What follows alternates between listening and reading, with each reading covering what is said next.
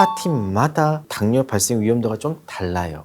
나쁜 콜레스테롤을 많이 떨어뜨리는 이 센 스타틴이 조금 더 약한 스타틴보다 당뇨병 위험도가 훨씬 더 높아요. 그리고 오히려 당뇨병 위험도가 떨어뜨리는 스타틴도 있거든요. 저런 약제를 선택을 하는 게 가장 좋은 스타틴을 선택하는 방법이 되겠습니다. 이번 시간에는 심혈관 질환 예방을 위한 스타틴 치료의 중요성과 치료 시 고려해야 하는 사항을 짚어보도록 하겠습니다. 특히 평생 약을 먹어야 한다는 부담감과 부작용 걱정 때문에 망설이셨던 분들에게는 꼭 필요한 시간이 될 것 같은데요. 오늘 도움 말씀 주실 전남대학교 병원 순환기내과 이기홍 교수님 모셨습니다. 교수님 반갑습니다. 반갑습니다.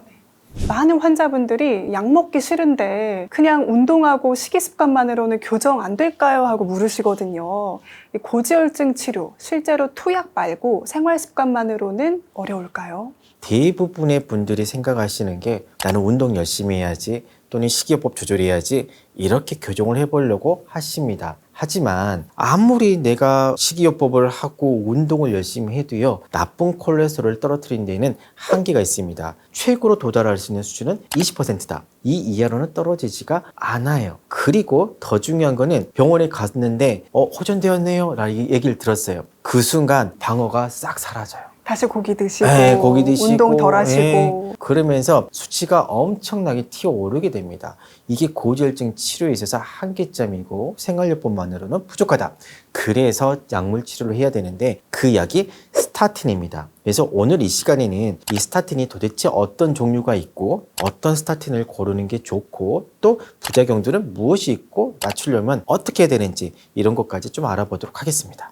스타틴도 한두 개가 아닙니다. 아주 많아 있어요. 아토발스타틴, 피타발스타틴, 로슈발스타틴 엄청나게 많이 있거든요. 이것만 있느냐? 최근에는 에지티미브라는 약도 나왔고요. 과거부터 써왔던 페노파이브라이틴 약도 있고요. 니코티닉 엑시드라고 해가지고 니코틴산이란 이런 약들도 있습니다. 하지만 고지혈증의 1차 치료제는 실은 스타틴이 되겠습니다. 그 이유는요, 여러 가지 약들이 있지만 스타틴이 나쁜 콜레스테롤을 떨어뜨리는 데 있어서는 탁월합니다. 다른 약들 얼마 떨어뜨릴지를 못합니다. 여러분들이 많이 드시는 오메가3 있잖아요. 거의 떨어뜨리지 못해요. 그러면 오메가3가 전혀 효과가 없습니까?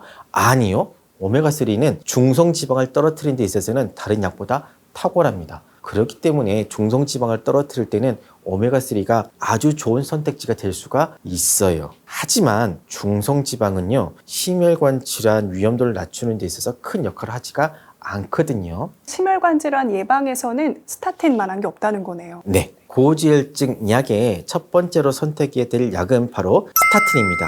네, 그럼 스타틴 치료의 목표는 무엇이며 또 심혈관 질환 예방과는 어떤 관련이 있을까요? 여러 가지 콜레스테롤들이 존재한다고 그랬잖아요. 중성지방도 있고 총콜레스테롤도 있고 좋은 콜레스테롤, 나쁜 콜레스테롤 다 여기를 타겟팅 해가지고 치료를 해봤습니다. 근데 좋은 콜레스테롤 높여주면 좋지라고 했는데 결과가 왜 이러지? 또는 중성지방을 떨어뜨리면 좋을 거야 라고 했는데 별로네? 대부분 이런 결과가 있고 모두 다 이구동성으로 좋다라고 얘기하는 게 나쁜 콜레스테롤 타겟팅해서 이거를 떨어뜨렸을 때 이거는 치료가 확실해. 여기에는 누구도 이견을 달지 않아요. 나쁜 콜레스테롤을 낮추면 낮출수록 심혈관 사건은 점점점 줄어든다. 심장 사건이 거의 30% 이상은 감소를 한다고 되어 있기 때문에 의사들은 어떻게 치료를 하냐면 나의 목표치가 LDL, 나쁜 콜레스테롤이 100이었어요. 근데 치료를 하다 보니까 70이 됐어요. 그러면 박수 칩니다. 너무 떨어뜨렸어요 라고 해가지고 약을 다시 줄인다든지 끊는다든지 하지 않습니다. 낮으면 낮을수록 좋다가 되기 때문에. 결국 고지혈증 치료의 목표는 나쁜 콜레스테롤 수치를 떨어뜨려서 이 심혈관 질환의 위험을 감소시키는 데 있다는 건데요. 그럼 이런 스타틴 약제에서 나타나는 부작용은 무엇이 있을까요? 이 스타틴이 몸 밖으로 또 빠져나가거나 또는 작용을 할 때는 간에 작용을 해서 나타나게 되거든요. 그렇기 때문에 간이 나빠지는 경우도 있습니다. 우리나라 데이터를 보게 되면 한 6에서 7% 정도는 간 기능이 악화된다고 되어 있는데 다행인 점은 간 기능은 악화됐다가 대부분 정상으로 돌아옵니다. 또 하나의 이 스타틴을 드셨을 때 나타날 수 있는 부작용이 근육 독성이 있습니다. 그리고 우리가 가장 피하고 싶은 것 중에 하나가 스타틴 치료를 하게 되면요, 당뇨병이 잘 생깁니다. 그래서 스타틴 치료, 어떤 약을 선택을 해야 되고 어떻게 치료해야 되는지 그냥 하지 마시고 전문의와 반드시 상의를 하셔야 됩니다. 스타틴 복용 시에 당뇨병 발생 위험이 있다고 하셨는데요. 이게 실제로 임상 연구에서는 위험률이 얼마나 올라갔나요? 좀 많게 보고되기에는 자그만치 스타틴을 복용하게 되면 70%가 올라갔다고 되어 있거든요. 또 다른 연구에서는 대사증후군 환자만 대상으로 했던 연구인데 거의 50% 이상 증가한다고 되어 있거든요. 더 중요한 거는요, 이 스타틴을 복용을 하게 되었을 때 당뇨병이 발생하는 인구 집단을 보게 되면 아시아인들에서 가장 많이 발생한다고 되어 있기 때문에 주의 깊게 봐야 됩니다. 제가 말씀드리는 거는 좀 많이 보고된 걸 말씀을 드리는 거고, 실제로 연구에서 보고되는 비율을 보게 되면 그래도 10%에는 육박할 만큼 당뇨병이 많이 발생을 합니다.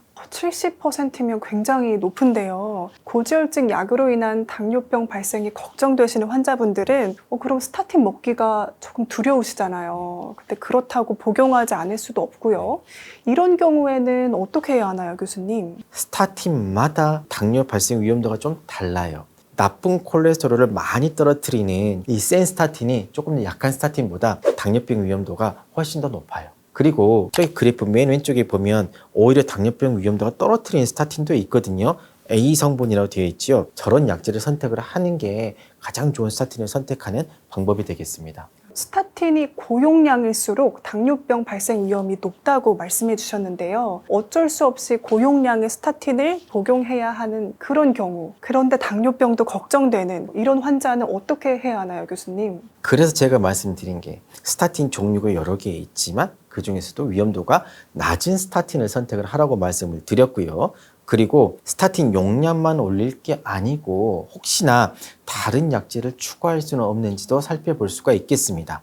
난 센 거는 싫고 한 중간 정도인데 혹시나 여기다 다른 약을 하나 붙여주게 되면 부작용은 안 생기면서 나쁜 콜레스테롤 떨어뜨리면 좋겠잖아요. 그래서 개발돼서 나온 약이 에제티미브라는 약이 있거든요. 스타틴 단독으로 치료했었을 때는 이 나쁜 콜레스테롤을 감소시키는 비율이 37.6% 정도밖에 되진 않는데 거기에다가 에제티미브까지 붙여주게 되잖아요. 51.7% 정도까지 떨어뜨릴 수 있다고 되어 있거든요. 그러면 스타틴하고 에제티미브하고 어떻게 작용을 틀리냐? 스타틴이 주로 작용하는 거는 간입니다.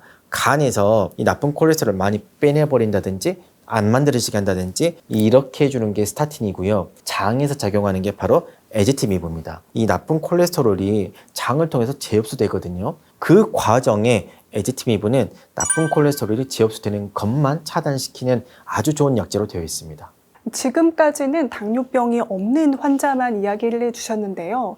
그럼 이미 당뇨약을 먹고 계시는 환자들은 어떻게 해야 하나요? 당뇨병이 있다 그래서 너무 걱정하실 필요는 없어요. 내가 당뇨병이 있으면요, 이미 나는 심혈관 질환의 위험 인자를 하나 더 가지고 있는 겁니다.